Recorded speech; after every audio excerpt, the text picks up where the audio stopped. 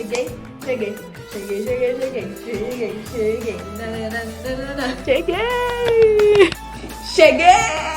Cheguei, Brasil! Chegamos, galera! Bora lá. Hebreus 12, versão a mensagem. Percebem o que isso significa? Todos esses prisioneiros iluminando o caminho, todos esses veteranos nos encorajando.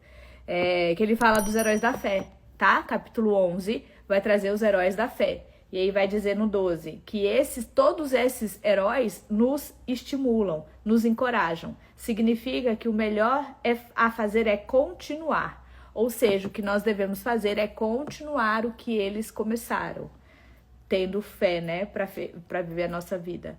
Livres dos acessórios inúteis, comecem a correr e nunca desistam. Olha aí, nem tinha feito a conexão, mas o Senhor já está aqui testificando o que eu acabei de falar para vocês. Nada de gordura espiritual extra, nada de pecados parasitas. Mantenham os olhos em Jesus que começou e terminou a corrida de que participamos. Observem como ele fez, porque ele jamais perdeu o alvo de vista. Aquele fim jubiloso com Deus. Esse é o nosso melhor fim, gente. Nosso melhor fim é permanecer grudada em Cristo. Amém? Porque ele jamais perdeu o alvo de vista, aquele fim jubiloso. Ele foi capaz de vencer tudo pelo caminho. A cruz, a vergonha, tudo mesmo. Agora está lá num lugar de honra ao lado de Deus. Quando se sentirem cansados no caminho da fé, lembre-se da história dele, da longa lista de hostilidade que ele enfrentou. Será como uma injeção de adrenalina na alma. Nessa luta incessante contra o pecado, outros sofreram muito mais que vocês, sem falar no que Jesus enfrentou. Todo aquele derramamento de sangue. Ou vocês já se esqueceram de que os bons pais tratam bem os filhos e que Deus trata vocês como filhos dele. Meus filhos queridos, não desprezem a disciplina de Deus. Também não sejam esmagados por ela. Ele disciplina o filho que ama. O filho que ele abraça, ele também corrige. Deus está educando vocês. É por isso que vocês nunca devem desistir. Se alguém tem crise aí, né? Porque às vezes a gente faz essa associação, né? Nossa, parece que Deus esqueceu de mim. Ele faz na vida da vizinha do lado, da vizinha da esquerda, da direita, da frente, de trás. E eu, dizimista, ofertante fiel, cresci na igreja, sou super assim, ó. E a vida é só perrengue. A palavra de Deus fala que Deus corrige os filhos que ele ama.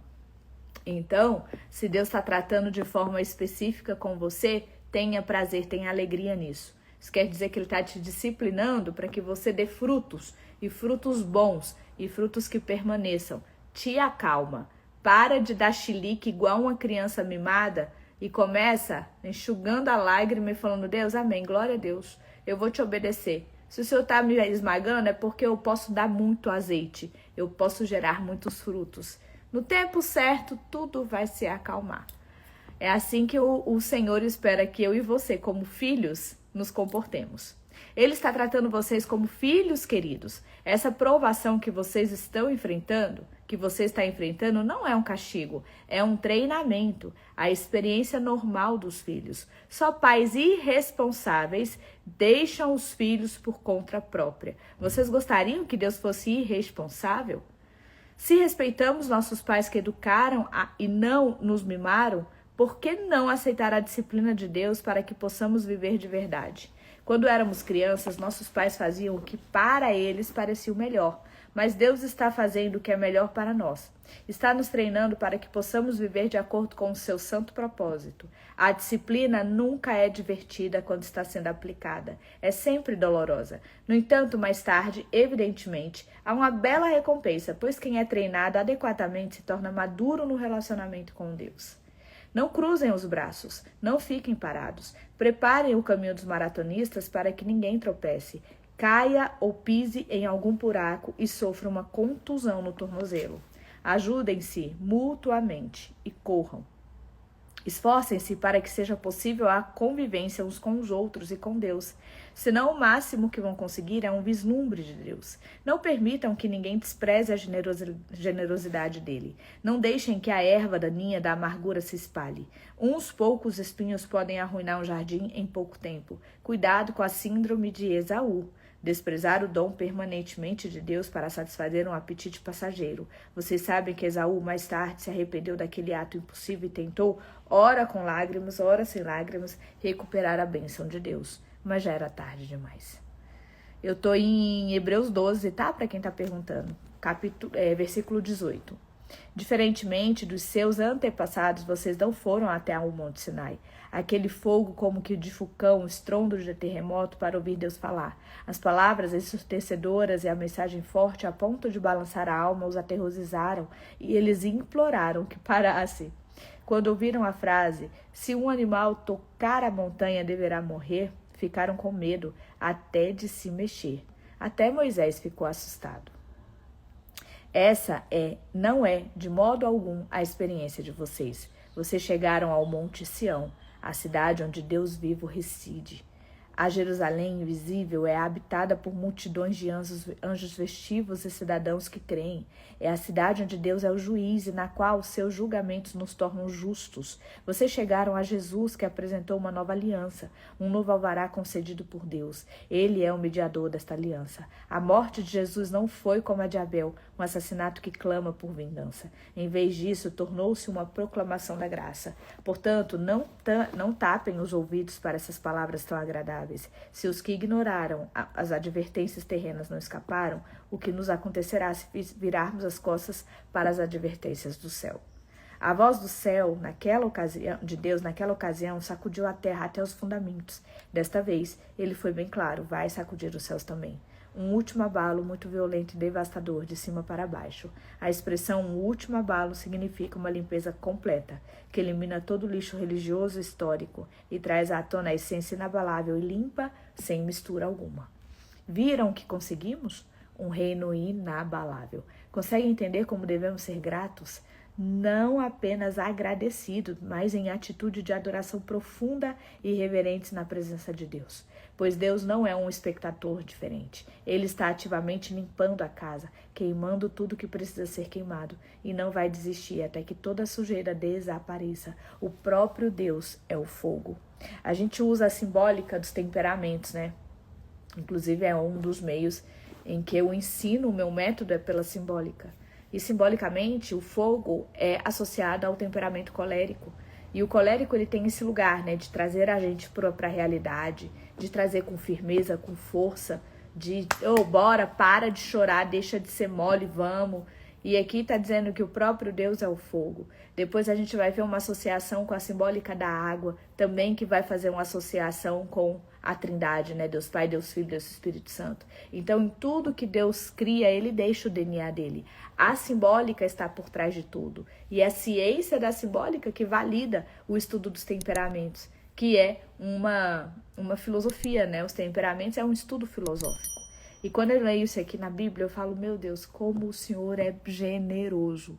Escolheu colocar em cada um de seus filhos algo que te aproximasse, né? Que nos identificasse a Ele. Como a criação e o Criador, né? É lindo demais de ver.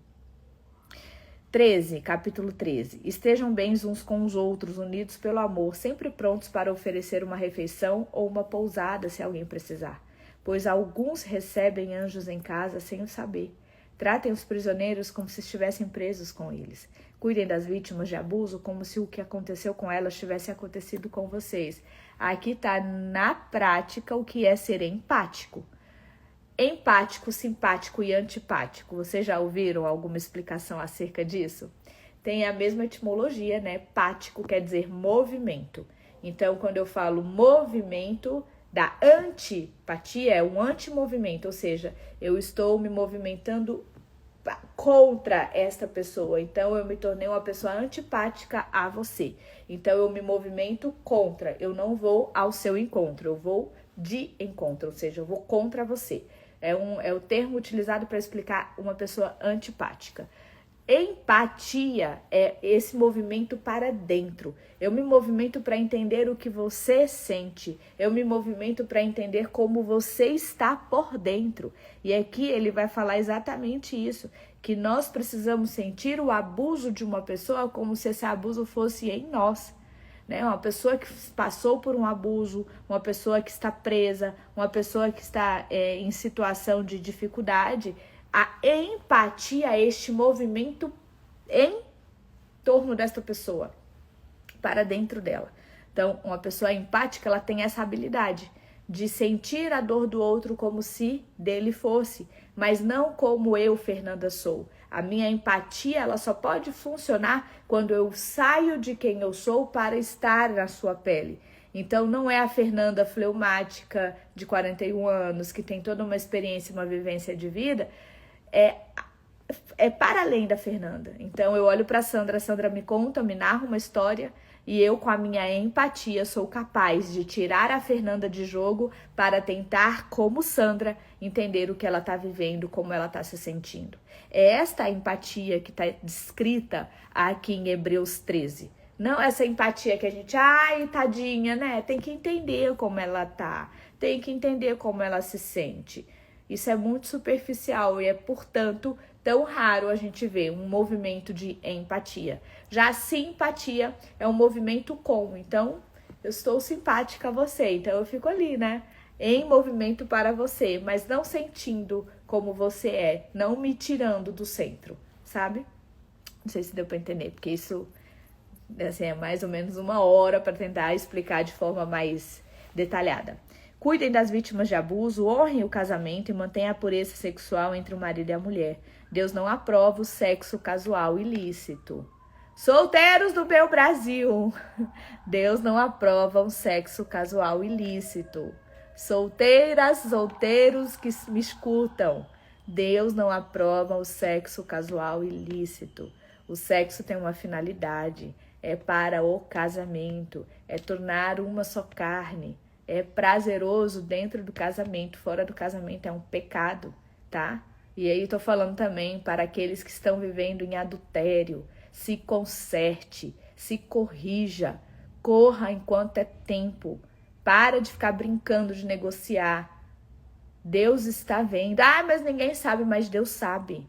Já não é vergonha muito maior não que Deus saber do adultério que você está cometendo, da quebra de aliança, de não estar cumprindo um voto que você fez, de ser fiel, já não é vergonha o suficiente, não? Você quer que as pessoas saibam para você se consertar? Você quer que ser exposta para você se consertar? Deus já está vendo. Você já entristeceu o coração de Deus com a sua atitude. Já não é questão de morte, não, para você? Isso? Imagina eu entristecer o coração de Deus, gente. Algumas vezes eu sei que eu entristeço o coração de Deus. E eu falo, Senhor, me perdoa, porque é um sentimento que não é bom de sentir.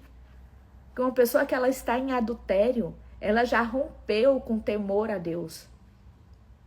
E é preciso que você abra seus olhos para isso. Porque tem gente que se acha tão espertinho, porque, pequei, não aconteceu nada comigo. Vai vacilando pra tu ver. Satanás, meu filho, não brinca não, tá? Ele só tá te dando corda pra você se enforcar.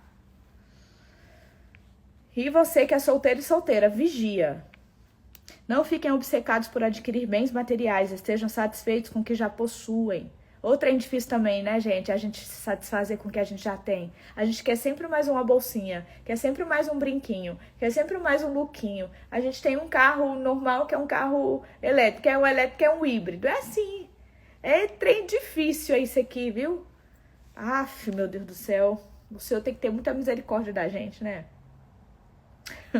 Aí porque ele fala, ó. Estejam satisfeitos com o que já possuem, pois considerando que Deus nos assegurou, não vou permitir que vocês caiam, nunca vou abandonar vocês, podemos corajosamente citar. Deus está pronto para nos ajudar, não tenho medo de nada. Quem ou que pode me atingir? Deus está pronto para ajudar aquele que quer arrepender-se, aquele que está pronto para se arrepender, para começar uma nova história, para deixar o pecado para trás. Está em Hebreus 13, versículo 7. Tenham consideração para com os pastores que deram a vocês as palavras de Deus. Observem como eles vivem, permitam que a fidelidade dele ensine vocês, bem como a verdade que eles defendem. Devemos ser persistentes, porque Jesus não muda. Ontem, hoje, amanhã, ele é sempre o mesmo.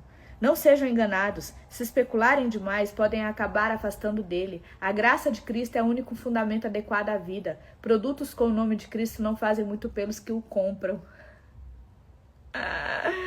Fica tomando Guaraná Jesus aí, minha irmã. Guaraná Jesus não é Jesus, entendeu? Jesus tá aqui, ó. Você tem que ter tempo com ele, intimidade com ele. Praticar aquilo que ele pratica. Ser como ele tem sido, entendeu? Eu adorei essa parte aqui. O altar de Deus o altar de onde Deus nos envia, o dom de si mesmo não se presta ao tipo de exploração praticada por gente desonesta. No antigo sistema, os animais eram mortos, depois os corpos eram retirados do acampamento. O sangue, então, era trazido para dentro do altar como sacrifício pelo pecado. Ocorreu o mesmo com Jesus. Ele foi sacrificado fora das portas da cidade, e ali ele derramou o sangue do sacrifício que foi trazido para o altar de Deus, a fim de purificar seu povo. Portanto, vamos para fora, onde Jesus está, onde a ação está. Não devemos pensar em privilégios, mas assumir nossa parte do sofrimento de Jesus. Esse mundo que fica do lado de dentro não é nosso lar. Esperemos a cidade que está para vir. Vamos para o lado de fora, com Jesus. Não mais derramando o sangue de sacrifício de animais, e sim os louvores dos nossos lábios a Deus, em nome de Jesus. Não pensem que por achar que tudo está resolvido, poderão se tornar preguiçosos e não fazer mais nada pelo bem comum. Não, compartilhe o que tem com os outros. Deus tem prazer especial em atos de culto, um tipo diferente de sacrifício que tem lugar na cozinha, no local do trabalho e na rua. Sejam obedientes aos seus pastores, ouçam os conselhos deles. Eles estão atentos às condições da vida de vocês e trabalham sob a estrita supervisão de Deus. Gente, eu tenho visto tanta gente que está numa igreja, congrega numa igreja, mas não compartilha da vida com o pastor. Mas é tanto. O que está acontecendo? É falta de confiança? É medo? Ou você quer manter uma capa de perfeição? Por que as pessoas não têm igreja, vão à igreja, mas não compartilham da vida com o pastor? É medo? O que está acontecendo, gente? Porque faz parte da prática. Olha aqui. Sejam obedientes aos seus pastores, ouçam os conselhos deles. Eles estão atentos às condições da vida de vocês e trabalham sobre a estrita supervisão de Deus. Contribuam para a liderança deles, sejam alegres, não penosa.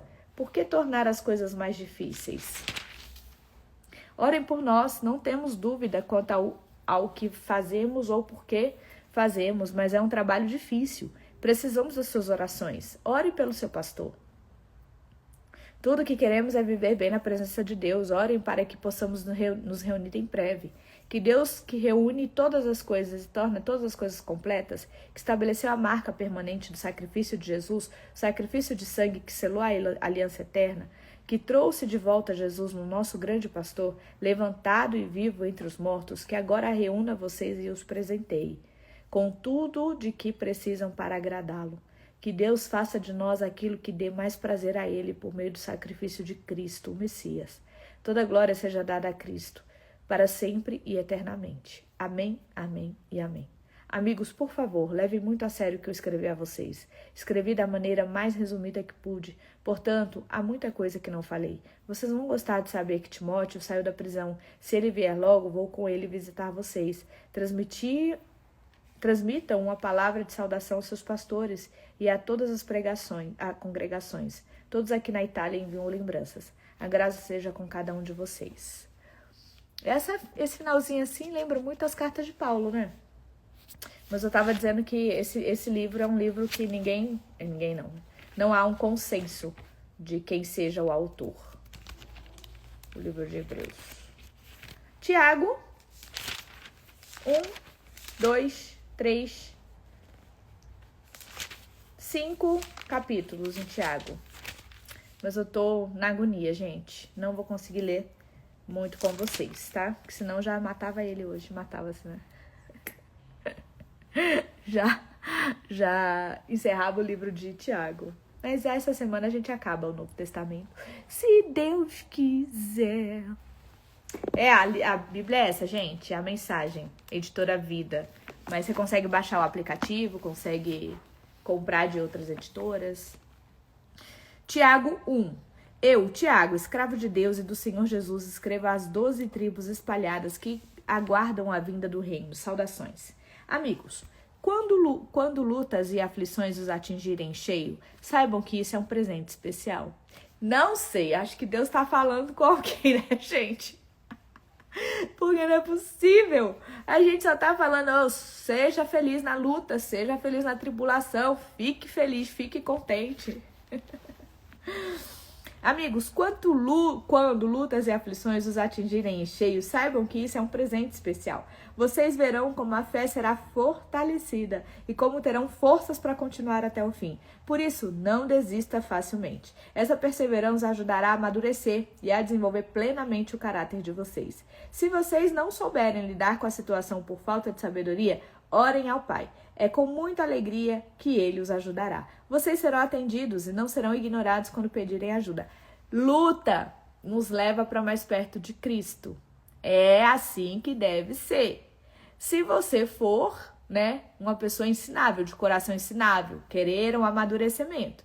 Porque para as pessoas que passam por luta e são crianças mimadas, elas saem da igreja. Já viu? O crente começa a ter crise no casamento, e aí teve crise financeira, isso e aquilo. Primeira coisa que ele faz é sair da igreja. Criança mimadinha, menino dando birra. Porque Deus não fez o que eu queria, não cumpriu a promessa, aí vai muito de líderes espirituais que ficam pregando o evangelho fácil. Não existe evangelho fácil. Não existe. Existe um evangelho que não é pesado, porque o fardo é leve. A palavra já diz isso. Mas fácil não é. Não existe evangelho fácil. Não existe o evangelho de que tudo pode. Não existe o evangelho só da graça. Não existe o evangelho que Deus te aplaude em todos os erros e merdas que você faz. Não existe isso. Não existe.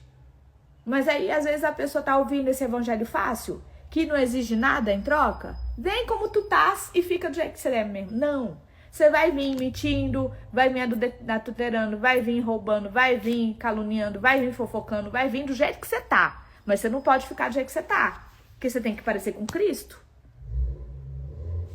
Aí, esse povo que tá nesse lugar aí, que fica comprando esse evangelho fácil, no primeiro aperto, na primeira crise, vai embora da igreja. Muda de religião, muda de igreja. Aliás, muda de igreja até sair da igreja, né? Porque mudar de igreja não é pecado pra ninguém, tá? Não tô aqui, mas não tô feliz, não era isso, não tô concordando, não tô isso, não tô aquilo. Minha irmã, toma teu rumo. O negócio é quando sai da igreja, é quando apostata da fé, é quando abre mão de viver com Cristo. Por quê? Porque não fez o que queria. Porque Deus não fez o que eu queria. Pedi tanto pra ele salvar meu casamento, olha aí, me divorciei, quer saber? Vamos embora. Ai, tá. Seu casamento tem vários sinais de que não ia bem, aí quando acaba a culpa é de Deus. Eu tô gastando a torta e a direita, aí eu entro no vermelho, toda enrolada, devendo a Deus e o mundo, a culpa é de Deus? Se fui eu que gastei? Eu sou uma pessoa complicada, processada, perebenta. Aí os meus relacionamentos começam a dar errado, o meu chefe me manda embora porque eu sou preguiçosa, não faço o que eu tenho que fazer, a culpa é de Deus? Que isso? Fala sério, né? Agora, uma pessoa que quer amadurecer, que tem um coração ensinável, é o aperto que faz ela ser como Cristo. É a dificuldade que faz ela ser mais próxima de Cristo. Aí é uma avaliação, né, gente? A gente tem que se avaliar também. Porque tem momentos que a gente tá realmente no pó, né?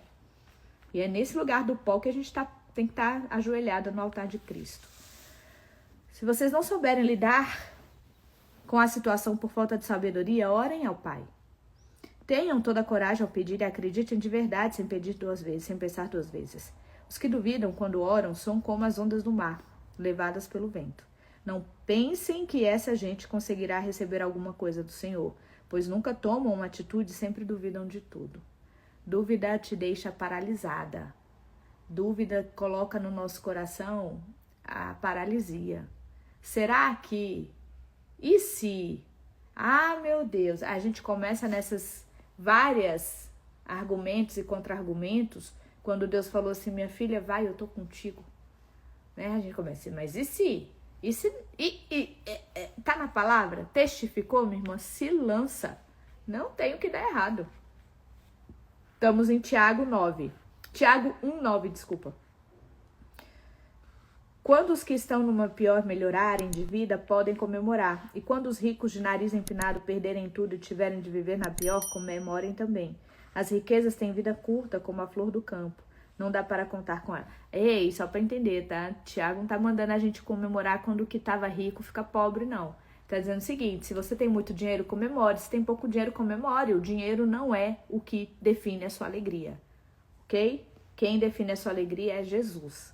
Não dá para contar com ela. Você sabe que o sol se levanta, esquenta e o seu calor intenso faz a flor murchar. Suas pétalas secam e antes que se dê conta, sua bela aparência se foi. É isso que acontece com as riquezas. Tudo é tão passageiro que quando todos os começam a admirá-las, num piscar de olhos já se foram. Aqueles que encaram lutas e aflições e as superam é um felizardo. É gente assim que ama a Deus e é fiel de verdade. É isso que eu estava falando. Eles receberão como recompensa a vida plena. Ninguém que esteja passando por lutas pode ter a cara de pau de dizer, é Deus que está me tentando. Deus não tem nada a ver com isso. E Ele nunca põe o mal no caminho de ninguém. Ceder à tentação é decisão nossa. Culpar Deus é malandragem. A tentação nasce dos impulsos incontroláveis dentro de nós. Mais uma vez o que eu estava falando, a palavra testificada. Faz tudo errado, é preguiçoso, chega atrasado, é mandado embora. A culpa não é de Deus, desculpa. Não é levante de Satanás, desculpa. Se tu começar a vigiar a tua preguiça, chegar no horário, fazer mais do que lhe pedem, tenho absoluta certeza. Vai acontecer. Culpar Deus é malandragem. A tentação nasce no impulso incontrolável dentro de nós. Se cedermos a esses impulsos, logo o pecado mostrará sua cara. E quando o pecado toma conta da situação, o resultado é a morte. Portanto, queridos amigos, não se enganem. Tudo o que recebemos que é bom e perfeito só pode vir diretamente de Deus. Em Deus existe plena firmeza, nele não existe instabilidade. Foi Ele que nos trouxe a vida pela palavra da verdade. Sua maior alegria somos nós, coroa de sua admirável criação. Amigos, nunca se esqueçam. Aprendam a ouvir primeiro e a falar depois, e não deixem que a ira tome o controle. Tem uns ímpios, uns circuncisos, uns enviados do cão,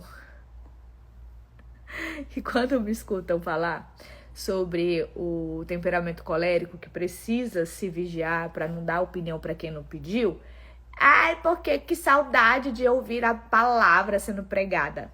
É porque faltou só eu trazer Tiago 1:19, né? Pra tarefa. Porque aqui ele tá dizendo exatamente isso. Seja tardio no falar. Meu filho, não dê bom dia a cavalo, não. Controle tua língua. Né? Não lê a Bíblia, né? Só quer ficar aqui criticando. Quem se deixa dominar, quem se deixa dominar pela ira, não faz a vontade de Deus. Então livrem-se de todo comportamento imoral, de todo tipo de maldade. Sejam humildes e não inventem nada, submetam-se ao script de Deus. Pois Ele dirige o cenário. Ele o faz com sua palavra, cujo final feliz é trazer a salvação.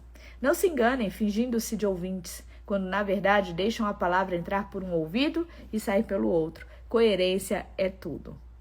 Aí tá falando da prática da palavra, né? Quem apenas ouve e nada faz é como quem se olha no espelho e no minuto seguinte já nem se lembra da própria aparência. Mas quem dá a devida atenção à mensagem de Deus e a vive na prática, a verdadeira liberdade, e nela se firma sem ser mero ouvinte, essa pessoa vai longe e será abençoada. Isso aqui tem um quê pedagógico. Toda vez que você aprende algo e você pratica o que você aprendeu, aquilo se torna sólido dentro de você. Aquele conhecimento se solidifica. De fato, você assimila melhor quando você aprende algo e aplica aquilo. E é isso que o Tiago está dizendo aqui. Aquele que ouve a palavra, mas não aplica o que ouviu, não vai ter solidez. Não vai conseguir ser, de fato, transformado pela palavra. Mas aquele que ouve e aplica, esse sim, vai ter resultado na vida. É isso que ele está dizendo.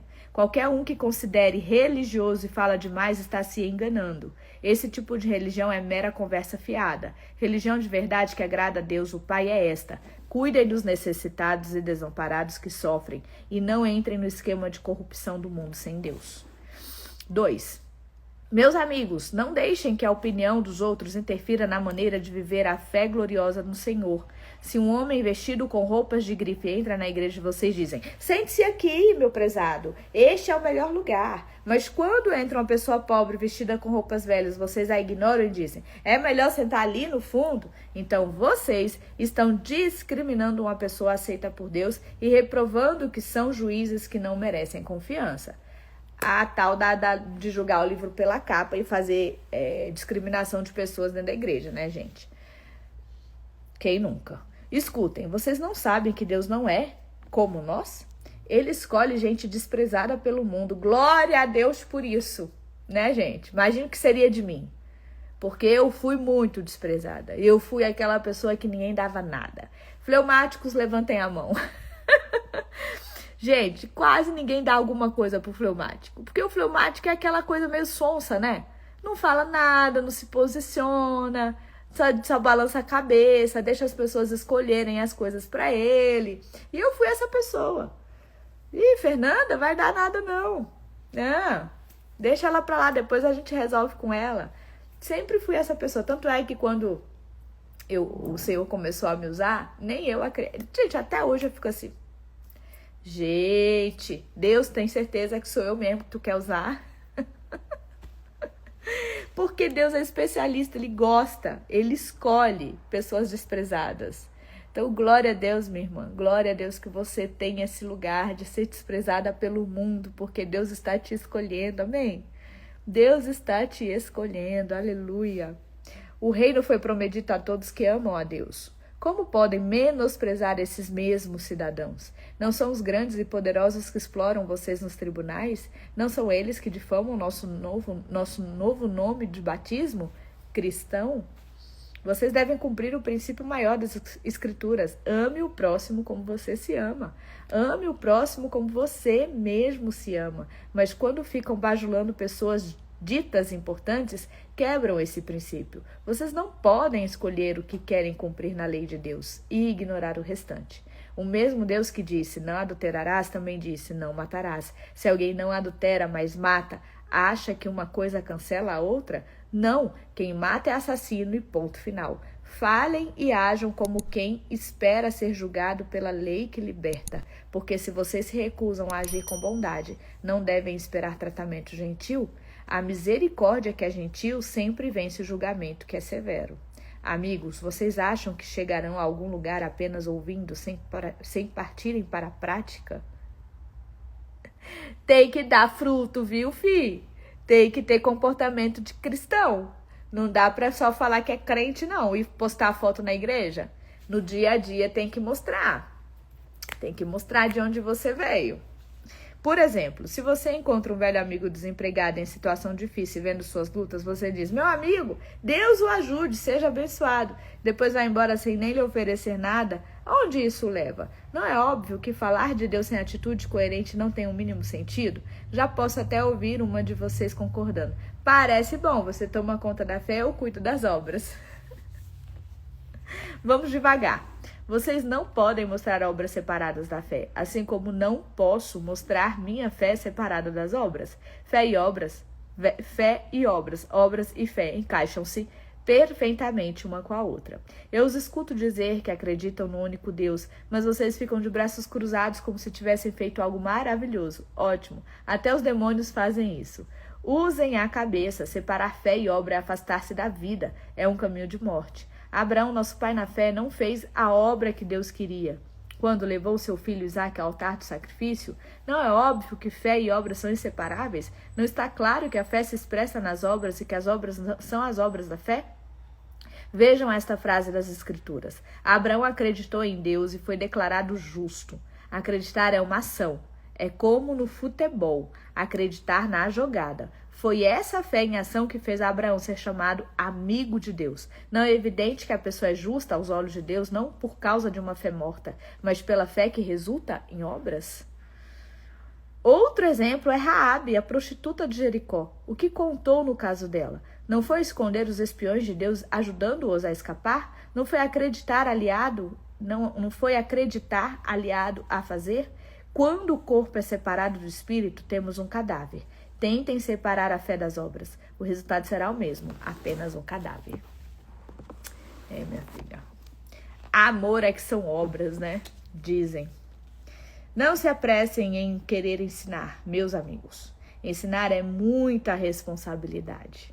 Professores e mestres são muito respeitados porque se exigem muito deles. E nenhum de nós é perfeitamente qualificado para essa tarefa. Por isso que eu falo toda vez aqui. A opinião da Fernanda importa? Nada.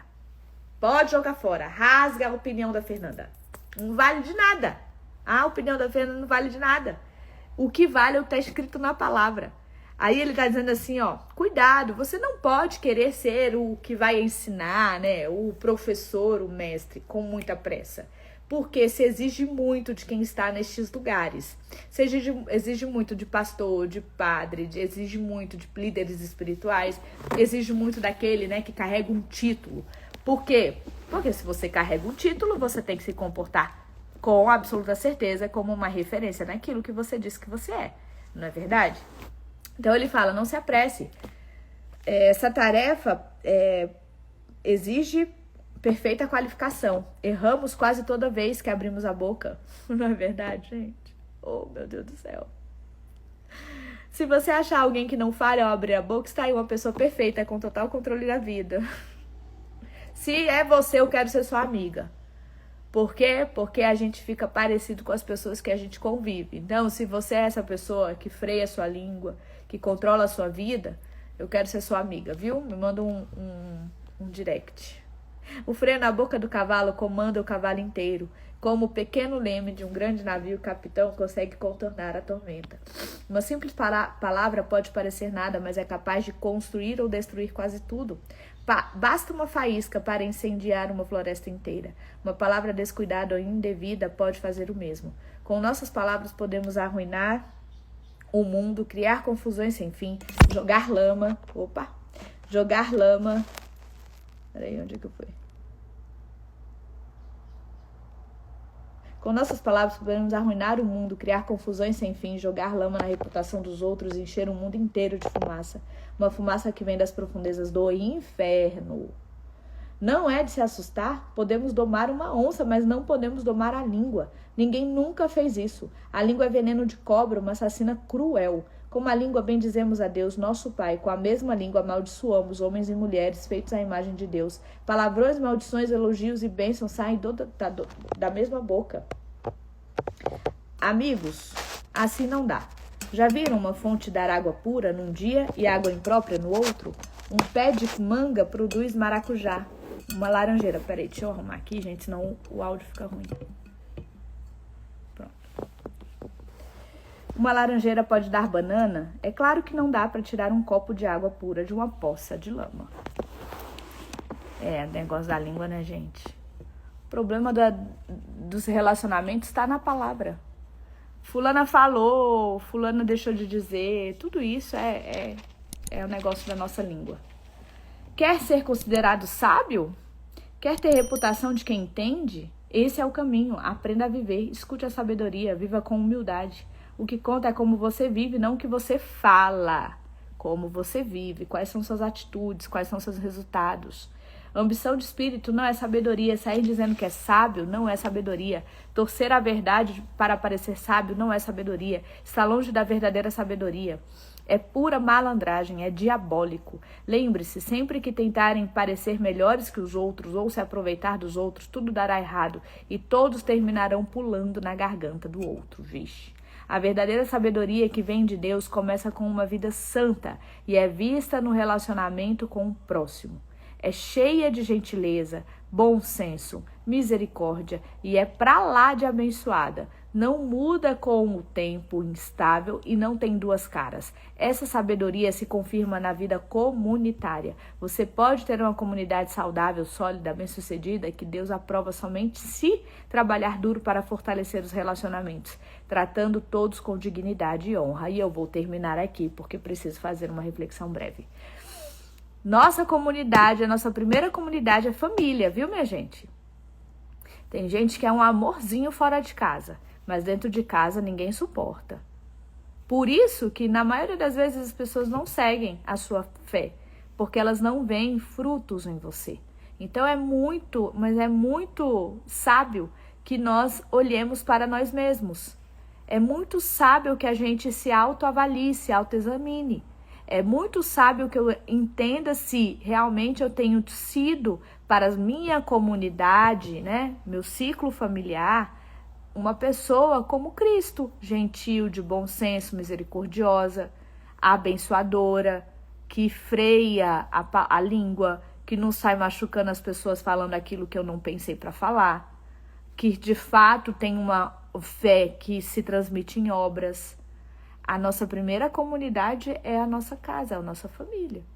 Então não vale você ser aplaudida fora de casa e não ser celebrada dentro de casa. É claro, gente, que a gente nunca vai ter, tá? Tá escrito na palavra também. A gente nunca vai ter a mesma honra. O profeta não tem honra na sua própria casa. Mas, se as pessoas não têm nada para falar de mal de você, já tá de bom caminho, já tá de bom tom. Ah, ninguém me elogia dentro da minha casa, mas elas falam mal? Elas têm algo de crítica do seu comportamento, de como você se comporta? Então vigia, melhore, faça um voto com Deus. Senhor, eu quero ser aplaudida ou que seja, né, uma pessoa reconhecida dentro da minha casa também. É difícil, é mais difícil, mas eu sei que se eu conseguir ser dentro de casa, em que as pessoas estão me vendo vulnerável, né? Porque a vulnerabilidade é isso, é a pessoa naquele dia que você não tá bem, tá mal-humorado, tá de TPM, passou uma noite perrengueira, né? É aquele dia que você não tá querendo pôr uma maquiagem na cara, o cabelo tá sujo. É dentro de casa, as pessoas veem a nossa vulnerabilidade dentro de casa. As pessoas veem quem eu sou de fato dentro da minha casa. É meu marido, é minha filha, são meus pais, são minhas irmãs. Essas são as pessoas que me conhecem na minha vulnerabilidade. E o que elas têm a dizer sobre mim? O que elas dizem que eu sou? Se qualquer pessoa chegar para elas e falar, nossa, a Fernanda é sua irmã, como ela é maravilhosa, o que a minha irmã vai dizer? Se chegarem para minha mãe e falar, nossa, como a sua filha é uma bênção para mim, nananana, o que a minha mãe vai dizer? Para o meu marido, o que o meu marido vai dizer? Isso importa muito. Isso tem que ser, sim, alvo a ser perseguido por mim. Porque não vale eu me ensoberbecer achando que o que as pessoas de fora que não me conhecem, que não veem a minha vulnerabilidade, que eu ponho até um filtro aqui para aparecer, não vale que você venha ser para mim um indicador de boa ou má pessoa que eu sou, entende? Não vale. Eu preciso saber, não assim, de forma pressionada. Mãe, o que você acha de mim? Não. Gente, quando eu me converti, eu entendi isso e eu ficava perguntando para minha mãe, mãe, o que a senhora acha de mim? O que eu posso melhorar? Como é que eu posso ser uma filha melhor? Aí minha mãe respondia assim, lá vem a Nanda querendo ser perfeita. Mas era um desejo que eu tinha de saber como é que eu podia ser melhor para dentro da minha casa. Porque o meu primeiro alvo de salvação é a minha família. Meu primeiro alvo de... Cara, eu preciso ganhá-los. E como que eu posso ganhá-los? Sendo uma boa pessoa dentro de casa. Né? Me antecipando o céu para eles. Facilitando a vida deles. De uma maneira que eles se sintam amados. Não por mim, mas por Deus. Agora, pessoas que não nos conhecem, né, que passam um pouco tempo com a gente, no nosso trabalho, pessoas também nos conhecem bastante no nosso trabalho, mas não como a nossa casa, porque no trabalho existe uma motivação, né, o faz-me rir, é o dinheiro que está me motivando ali a sorrir quando eu tenho vontade de matar, né? Às vezes eu chego lá dando bom dia, mas eu saí xingando da minha casa. Mas eu chego no meu trabalho dando bom dia, com um sorriso no rosto, porque lá eu preciso, né, do dinheiro. Então, cuidado, vigia, observa, se observa dentro da sua casa, se autoanalise. Veja como é que você fala com as pessoas dentro da sua casa. É nos pequenos detalhes, gente, ninguém que está dizendo que vai ser perfeito. Eu tô longe de alcançar esse lugar. Vira e mexe, o Vitor dá uma em mim. Fala, ai, lá vem você. Ai, ai, lá vem você. Tipo, quando ele vem lá, ai, ai, já vem você, eu já sei. Existe algum comportamento que eu preciso melhorar. Existe algum comportamento que eu preciso modificar. E eu preciso que ele seja, sim, um parâmetro para mim.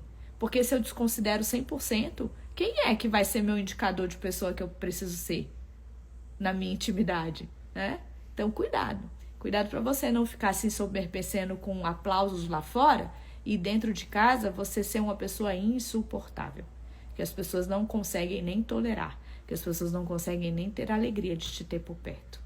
Amém? Beijos. Que Deus abençoe nossa semana em nome de Jesus.